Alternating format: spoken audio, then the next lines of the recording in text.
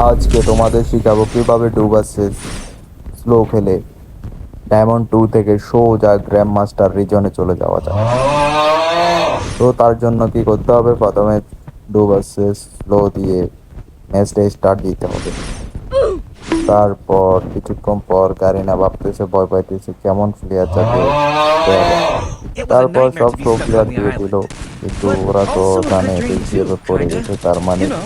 ওরা সবাই আতঙ্কে আছে। এই যে দেখেন আতঙ্ক ওদের মধ্যে শুরু, ওরা দৌড়াদৌড়ি করা শুরু করে দিচ্ছে। তার মানে ওরা সবাই ভয় পেয়ে দৌড়াদৌড়ি করতেছে। এই যে দেখেন, এই যে দেখেন সবাই দৌড়াদৌড়ি করতেছে, মানে ভয় পেয়ে গেছে সবাই। আর ভয় পাওয়ার কিছু নেই, তোমরা ভয় পায়।